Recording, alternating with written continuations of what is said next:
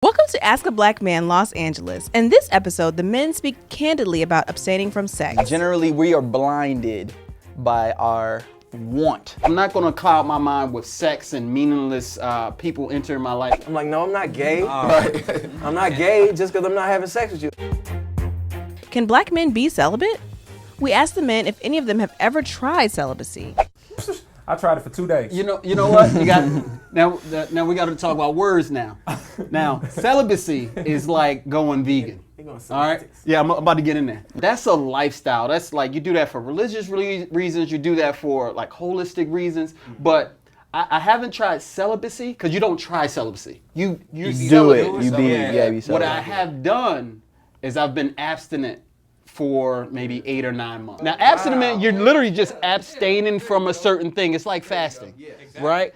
Now, you don't go celibate for food. You fast. The Muslims are in Ramadan right now. They're fasting. They're not just going to stop eating food forever. But when you abstain, you're doing that for a reason. I'm not going to cloud my mind with sex and meaningless people entering my life as far as sex is concerned for a period of 5 months.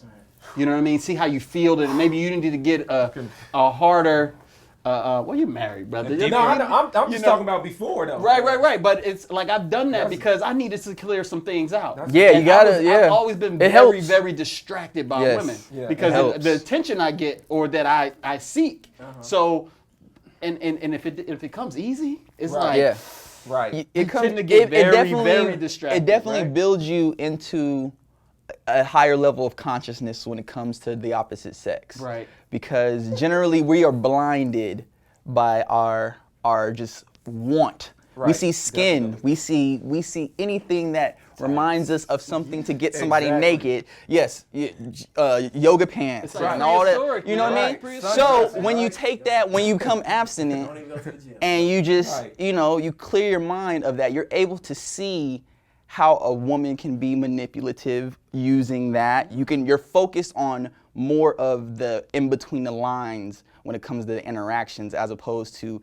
you're fueled by this one thing. So whatever you need to say to get her to agree, you're gonna go with it. You're gonna change your thought patterns. It's exactly. Than you were meant to be, but it gives you X-ray vision through the BS. Yeah, but you definitely had the perfect response. I couldn't have said it better myself. that was perfect. I want to hear from you. I'm celibate.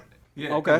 So that's not something, but you're celibate, but that's not something that you would go in and out of. Like you got a reason. You gotta be committed. Right. It's for my faith, but it's also. But I've also seen the mental, emotional, relational benefits of it as well, and it's been huge. Like I've cut off relationships that I probably would have stayed in too long. Yeah. Because like we're not having sex, so there's no need to because sometimes kind of going back to what Keith said, sometimes we use sex as like a Band-Aid, right? Yeah. You and your girl get in an argument, and instead of talking it out and fixing it, it's like, oh, let's just have sex, and then you kind of throw the blanket over it, and then 6 weeks later the same issue comes right back up.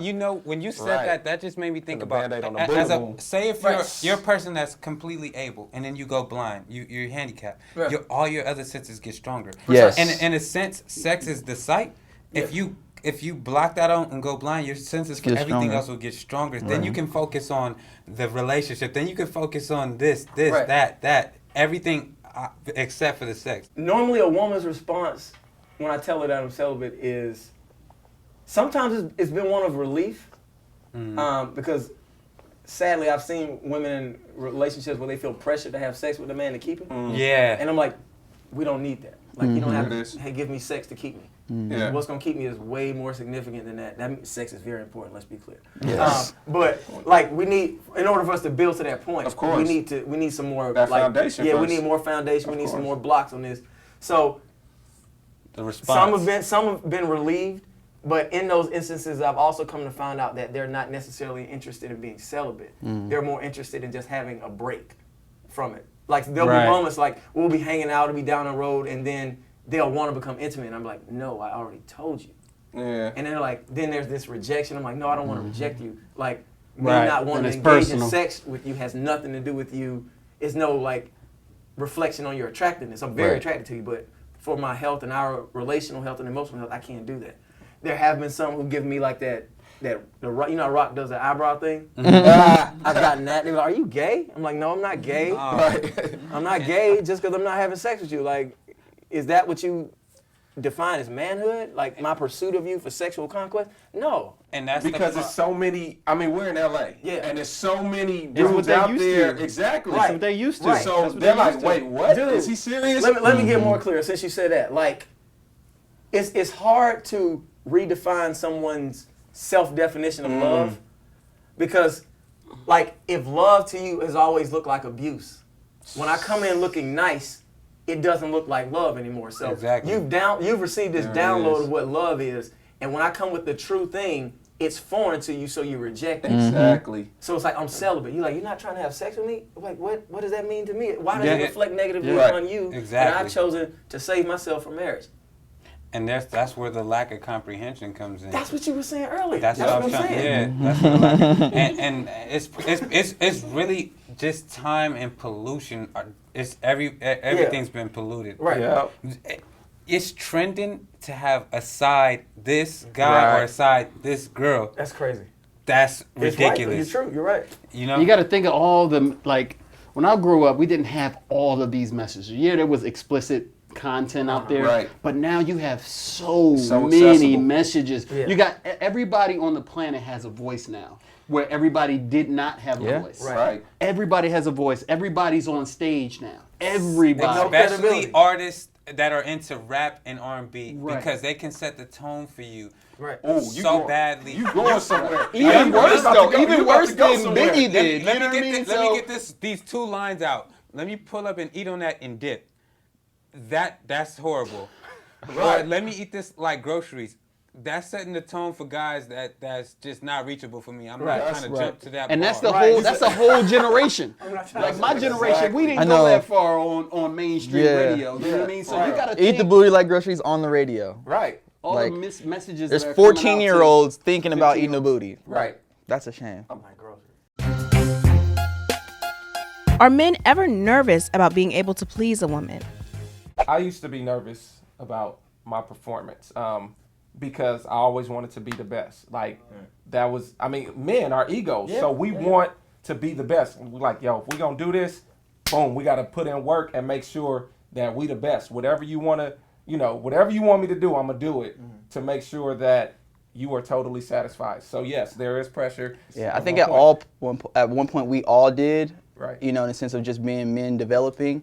I think as a grown man, you should, if you had more than at least 5 partners, you should understand the pattern of women in the sense of every woman's not the same. Every woman has different needs, different wants. If you go into it unconfident, not saying I'm going to do my thing, but more so I'm going to pay attention, because when you pay attention and you focus on that, you won't have a problem. Pleasure guaranteed. Yeah. But to answer the question, I've felt.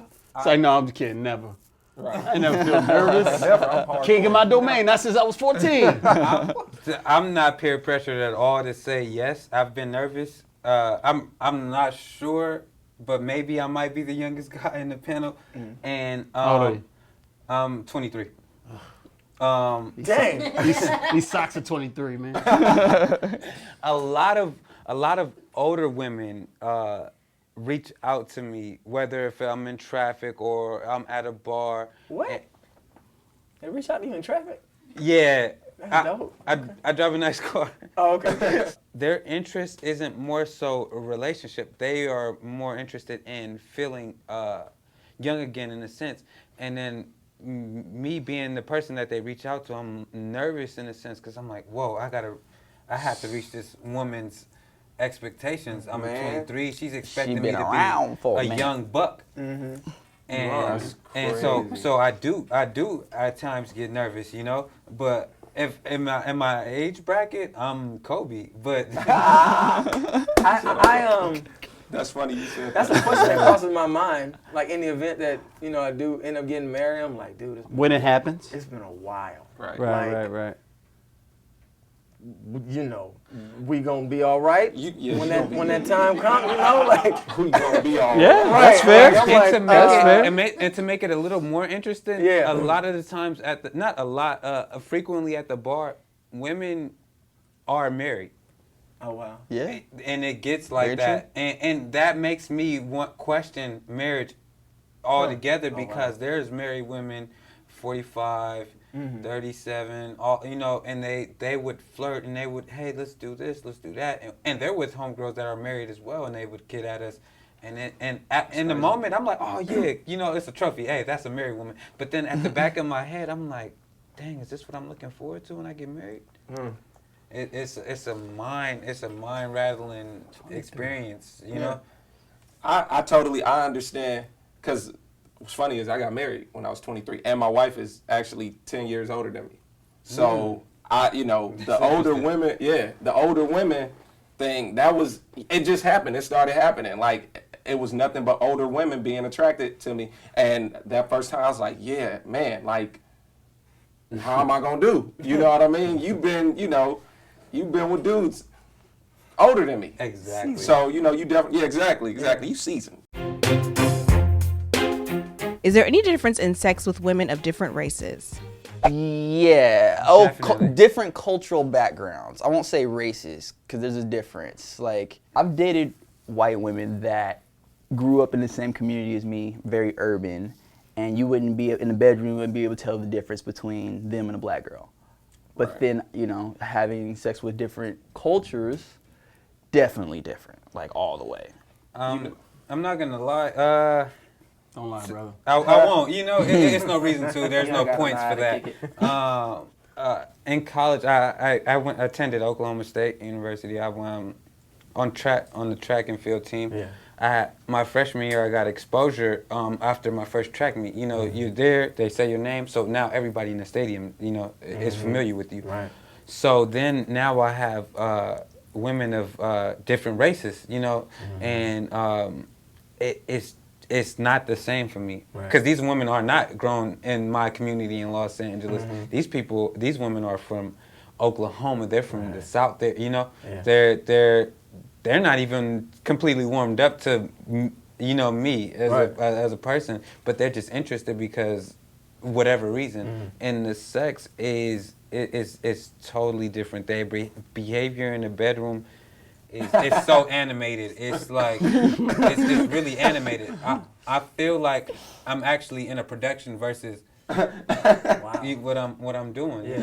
Well, one thing I know that about growing up in black community, I'm from Philadelphia. Growing up in a black community is black women are raised a little more conservatively than, say, white women.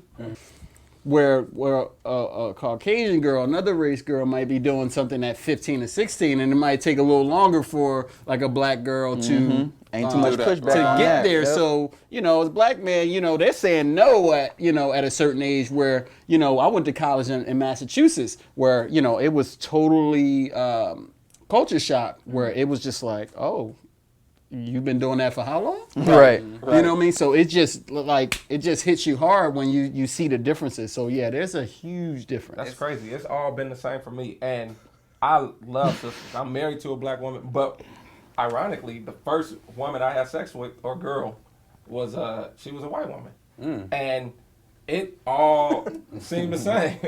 You know what I mean? It all seemed the same to me. I mean, the skin is a little more. it's that. They definitely conduct themselves a little different, physically, verbally, definitely, and the needs and the wants are different. I don't want to go too in depth, but yes, there's a difference. I hope you enjoyed this episode of Ask a Black Man Los Angeles. Be sure to subscribe to MadameNoire's YouTube channel.